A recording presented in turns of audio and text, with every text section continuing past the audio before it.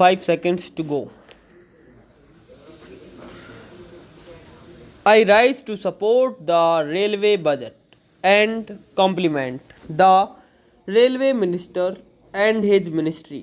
The contribution of pension fund which has been enhanced during 1991-92 has resulted in an addition of rupees 40 crores to the amount of the budget. It is really an excellent measure. 16 new lines have been introduced and 277 kilometers have been targeted for opening before March 1992.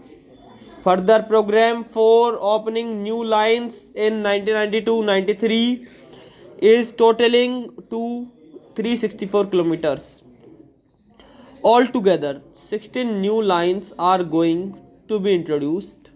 Madam, introducing land management is also a correct step. Track renewals for a distance of 300 kilometers have been introduced. Priority is given to railway electrification with a target of 3500 kilometers in the 8th plan. New schemes for electrification of about 1500 route kilometers have been included in the budget. Exemption has been given altogether for several essential commodities from increase in freight rates. The Honorable Minister, the Prime Minister, and the Deputy Chairman of the Planning Commission shall have to be complimented for their progressive policy deciding that the entire country should have one gauge. That is why the conversion of meter gauge to broad gauge has been introduced. This is a very correct measure. This will promote the backward areas and simultaneously provide employment to the poor and the needy. I would like to remark that the conversion of narrow gauge in the most backward area, that is Kolar district of Karnataka, has not been included. I do not know why the minister is giving it a step motherly kind of treatment. Kolar is a backward and drought prone area. The minister has taken measures to see that there is only one gauge throughout the country, that is the broad gauge, and yet he has neglected this particular narrow gauge line. I hope the minister will kindly consider this aspect and see that this will be converted into broad gauge line. The rise in fare and freight charges is not high when compared to the previous budget. This budget has in fact taken care of the poor and the ordinary class passengers. There is criticism that the increase in fare and freight charges is steep and is not in the interest of the rail user. The second class compliments and sometimes even the first class compartments are very crowded. Drinking water is not being provided. The toilets and bathrooms are not clean. The railway authorities should pay more attention to the basic requirements of the passengers. The food that is being supplied is not at all good and hygienic. It is very often cold and exposed. Let alone the taste of food which is very bad at times.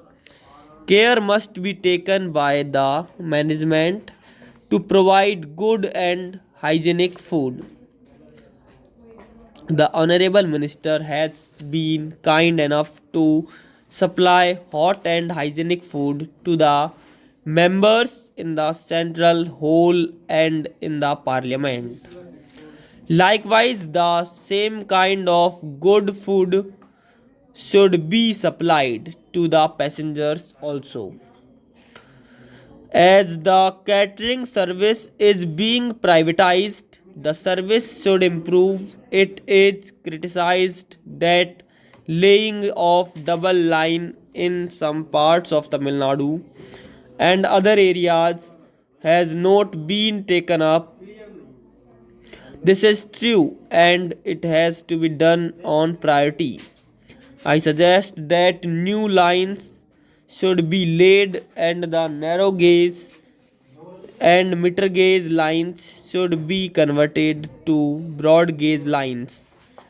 The workers as well as people suffer when funds meant for conversion are not released.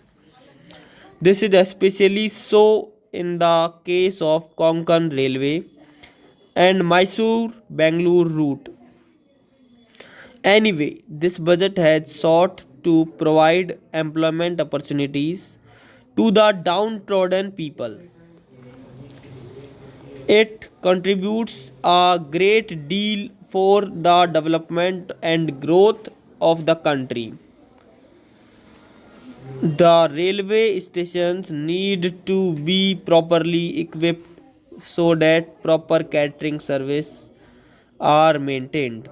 A lot remains to be done as far as leakage of revenue is concerned, whether it be in the passenger line or in the transportation of goods. This will also help in improving the economy of the railways. Steps are also to be taken to maintain safety and security of both the passengers and the goods. Important officers like chief engineers and other officers should also be instructed to arrange meetings and discussions with the local leaders and social workers so that they get acquainted with the problems faced by the passengers. Punctuality should also be maintained strictly. Wagons should be made available for transporting perishable articles like vegetables, potatoes, tomatoes, and mangoes. Their services and their due promotions should be safeguarded. Some junior officers of railways were on hunger strike recently at the Boat Club, New Delhi. Equal pay for equal work and to promote officers who were denied their right, whether on percentage basis or otherwise, as against the direct recruits were their demands. When they were on hunger strike, they were not called for negotiations.